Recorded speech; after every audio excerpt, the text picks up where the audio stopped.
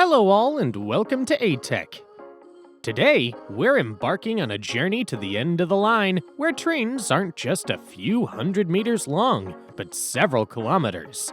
Convoys so long, they exceed the size of some towns, so heavy they flirt with the physical limits of steel and rails. How did Australia, South Africa, India, and Brazil come to run trains over 7 kilometers long, capable of hauling tens of thousands of tons of ore through deserts, forests, and mountains?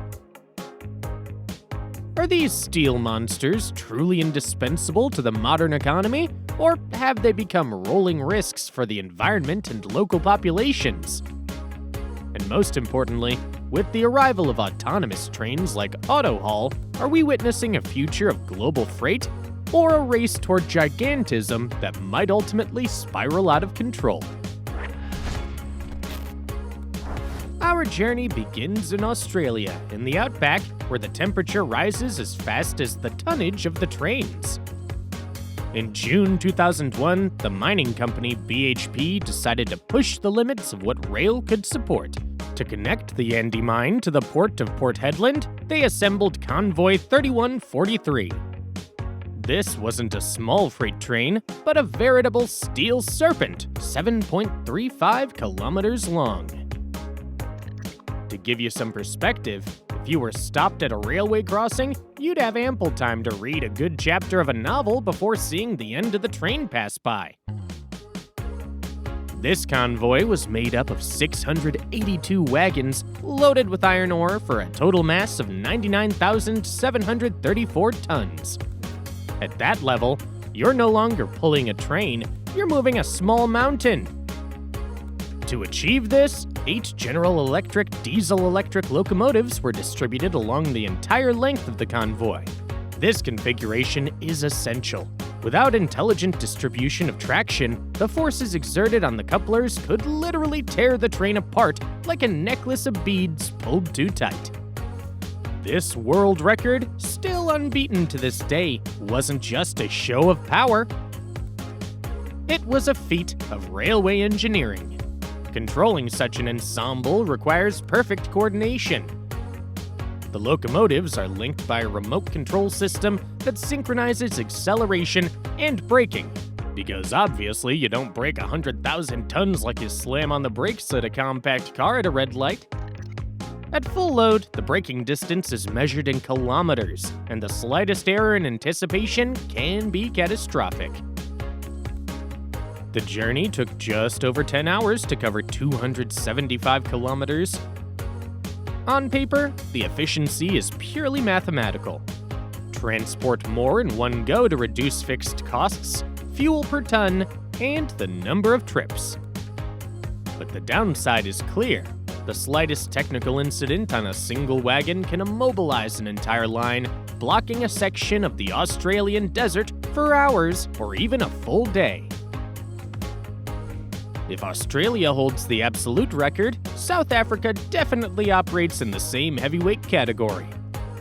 On the 861-kilometer Shishin-Saldanha line, the public company Transnet operates what are, without exaggeration, monster trains.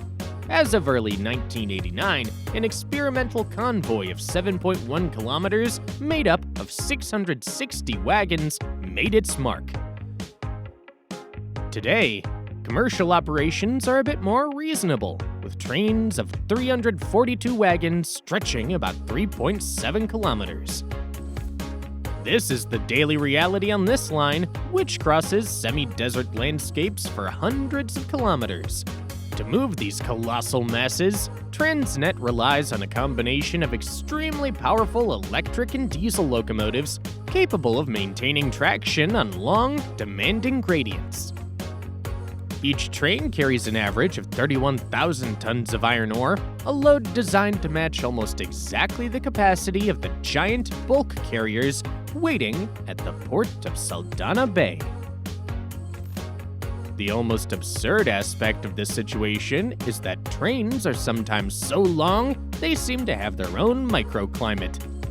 The head of the convoy might be going through a rain shower, while the rear is still rolling under scorching sun. But behind this amusing image hides a relentless economic reality. South Africa must export massively to remain competitive against the Australian and Brazilian giants. Rail freight isn't an option, it's a strategic necessity. The slightest logistical delay immediately impacts global supply chains and contracts worth millions of dollars. In India, the logic is different, but the result is just as impressive. The country has one of the densest and most heavily used railway networks in the world, with a historical priority given to passenger transport. To transport the coal needed for power plants without further saturating the network, Indian engineers opted for a pragmatic solution, coupling multiple trains into one. In August 2022, to celebrate 75 years of independence, the country launched the Super Vasuki. This 3.5-kilometer convoy carried 27 tons of coal, equivalent to the daily consumption of a medium-sized thermal power plant. With its 295 wagons, the Super Vasuki takes nearly 10 minutes to completely pass a station platform. Suffice it to say, for local commuters, the wait becomes a meditative experience. To make this possible, India had to solve a problem. They had to deeply adapt its infrastructure, notably with the creation of dedicated freight corridors. These lines help avoid constant conflicts between passenger and freight trains. The challenge is also climatic. Extreme heat expands the rails, and the coal-heavy and abrasive demands reinforced maintenance. Here, gigantism isn't a technical luxury, but a direct response to colossal energy demand. Less spectacular than a high-speed train, certainly, but absolutely vital for keeping factories, hospitals, and air conditioners running for hundreds of millions of households. In Brazil, railway access has a name, the Estrada de Ferro Carajás Railroad. Operated by the mining group Vale, this line transports some of the purest iron in the world from the interior of the Amazon to the Atlantic Ocean. The trains there average 3.3 kilometers with 330 wagons loaded to full capacity. It's an almost continuous flow crossing ecologically sensitive areas. But behind the logistical performances lie a much more complex social reality. For local communities, these trains are often seen as a moving wall. Crossing the tracks to go to work, school, or market becomes an exercise in patience. If you arrive just as the convoy's passing, you have plenty of time to make a coffee and sometimes drink at your leisure. The repeated vibrations can weaken the most modest homes, and the ore dust eventually covers everything nearby. From an industrial standpoint, the Carajás line is an indispensable cash machine. From a human standpoint, it perfectly illustrates the tensions between economic performance and quality of life. Stopping such a train requires such a long distance that when an obstacle appears, the driver simply has no immediate room to maneuver. Railway gigantism shows its most concrete limits here. Finally, let's return to Australia, where the future of these giants now rolls without a driver. In 2018, Rio Tinto launched AutoHaul, the world's first fully autonomous freight rail network. These are 2.4-kilometer trains carrying up to 28,000 tons of ore, piloted remotely from a control center in Perth, over 1,500 kilometers from the tracks. At this point, we can speak without exaggeration of the largest mobile robot on the planet. The advantages for the operator are obvious: continuous operation, fine-tuned optimization of fuel consumption, almost perfect schedule regularity. Algorithms don't get tired, don't lose vigilance, and react instantly to network parameters. The project cost over $1 billion, but the gains in productivity and safety are considerable.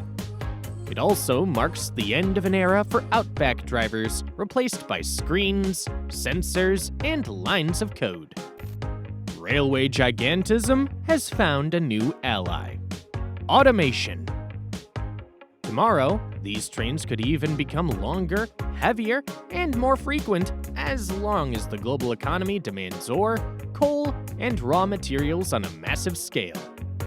The real reason may no longer be how far these trains can go, but how far we're willing to accept their consequences. And that concludes this analysis. Thanks for watching until the end. If you enjoyed this video, feel free to leave a like and share your opinion in the comments. New episodes are coming very soon, so remember to subscribe and hit the bell to stay updated. I'll see you soon.